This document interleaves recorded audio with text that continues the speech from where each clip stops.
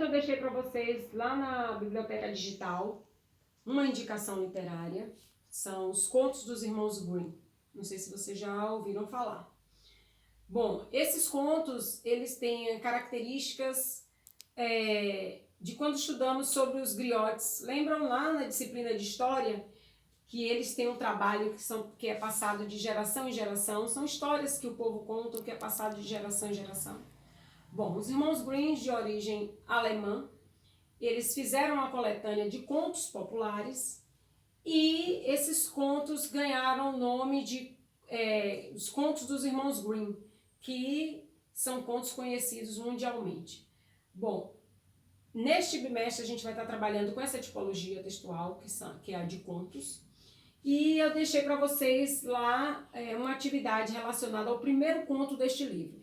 É um livro com um volume considerável, né? Tem mais de 200 páginas, mas não fiquem em pânico que vocês vão ter que ler esse livro todo assim, rapidamente, não. A gente vai estar trabalhando tipo uma novelinha.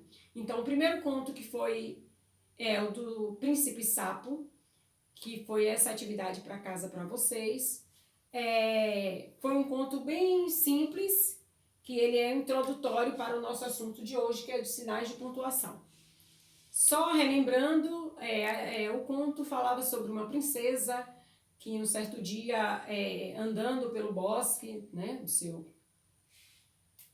da sua moradia, do seu castelo, ela tinha uma bola dourada que gostava muito e ela estava brincando, distraída, passeando no bosque, até que a bola caiu em um lago, uma fonte. E ela ficou em desespero, porque era uma bola dourada, era uma bola que ela gostava muito. E aí ela começou, ai meu Deus, eu daria todos os meus vestidos, todos os minhas joias, todas as minhas preciosidades, não posso perder esta bola, e ficou em desespero. Alguém ouviu e apareceu para a princesa, que foi o sapo. E aí o sapo fez um acordo com a princesa. Observem que nos contos os animais eles têm vozes. Quando estivermos trabalhando as características dos contos, a gente vai estar falando um pouquinho sobre isso. Então, o sapo aparece para a princesa e faz um acordo com ela. Olha, eu posso mergulhar nessas águas profundas, trazer sua bola de volta, porém, se você prometer que durante 3 dias você me levará para a sua casa, que eu comerei no seu pratinho dourado, que eu dormirei na sua cama e que você irá me amar. A princesa, para ter a bola de volta, rapidamente aceitou o acordo. Quando o sapo devolveu a bola, ela saiu dali tão feliz que nem obrigada, nem olhou para trás, nem lembrava do compromisso que tinha assumido. Quando chegou a noite, escutou um barulho nas escadas, escutou alguém na porta, ó. Era o sapo. E aí, em conversa com o pai, explicou o que tinha acontecido, e aí o pai chamou a razão, né? Não, disse, você prometeu, você vai ter que cumprir. E aí ela deixou que o sapo fizesse a refeição com ela, deixou que o sapo dormisse na cama com ela.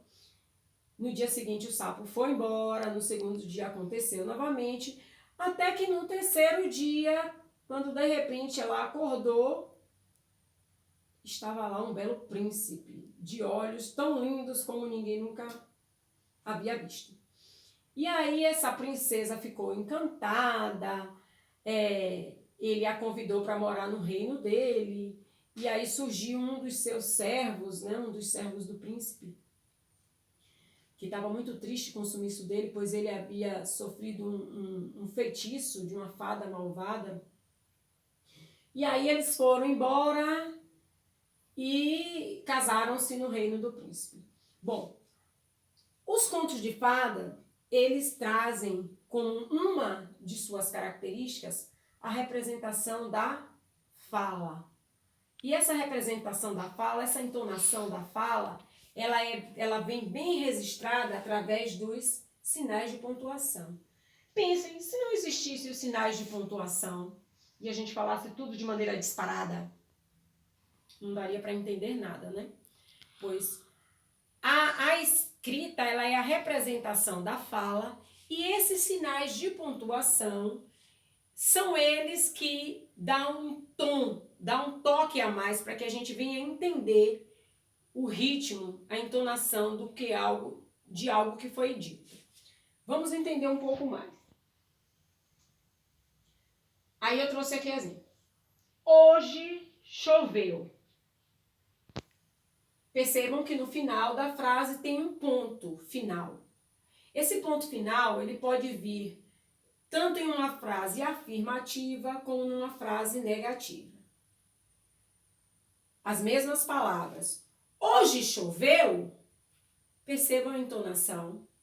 Essa entonação é marcada pela interrogação. Logo, as frases que vêm seguidas desse sinal são frases interrogativas. Ainda utilizando as mesmas palavras. Hoje choveu! Fiz uma exclamação. Então, as frases que vêm também marcadas por esse sinal de exclamação são frases exclamativas. Percebam que são 3 frases escritas de maneira igual, utilizando as mesmas palavras, porém, os sinais que são usados no final de cada uma delas demonstram como que essa frase foi colocada. Hoje choveu. Hoje choveu? Hoje choveu! Então, a entonação é o sinal de pontuação que está marcando para a gente o ritmo com que cada uma dessas frases foi dita. E aí eu trouxe aqui para vocês outros sinais de pontuação, a exemplo das aspas, que são essas 2 marquinhas que a gente coloca e indica que estamos retirando a fala de alguém de um texto. Bom, se eu estou lendo um texto, como no caso o que vocês leram para fazer a atividade de ontem, que a gente está usando como base para essas aulas de pontuação, para essa aula de pontuação, o conto do Príncipe Sapo. Se eu tiro um trecho desse conto, eu não posso usar como uma fala minha. Então, eu vou usar o trecho que eu retirei desse texto, eu vou usar entre aspas, porque não é uma fala minha. Então, essa é a função das aspas.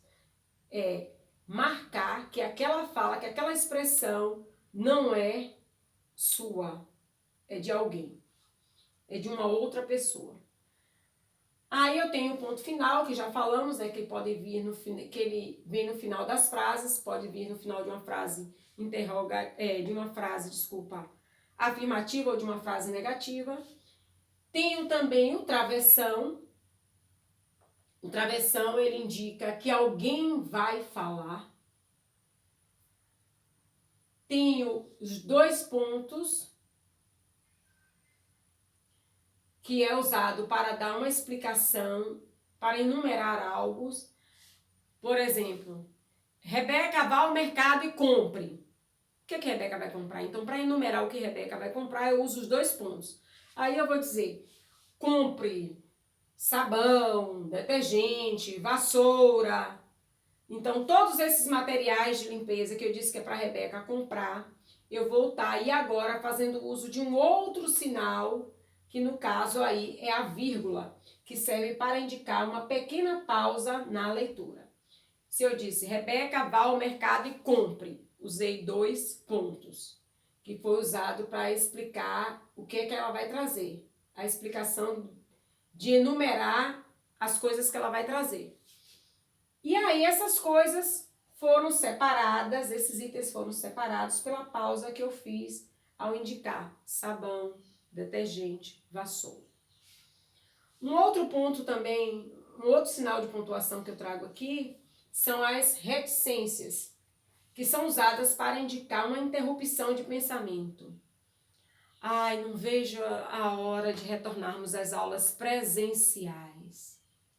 Esse suspiro, essa pausa, indica o quanto eu estou imaginando, o quanto eu estou desejando, indica que eu não completei a minha frase.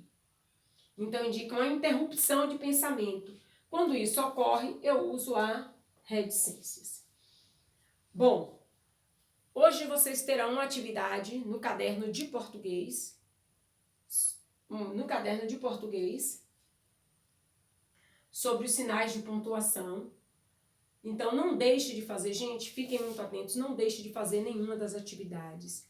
Eu tenho acompanhado as atividades da árvore de livros, no caso da biblioteca digital, e tem muitas pessoas que estão deixando de fazer atividade. Não deixem, porque elas estão relacionadas ao qualitativo. Quando a gente soma as notas, que aí vai ver a frequência com que assiste os vídeos, porque lá aparece a quantidade de visualizações. Não dá para saber quem visualizou, mas pelas suas respostas dá para saber se você assistiu ao vídeo ou não. A questão da frequência com que responde as atividades, com que está sempre entrando em contato com a pró para tirar dúvidas. Então, tudo isso está relacionado ao qualitativo. A organização dos cadernos, vocês estão sempre me mandando fotos.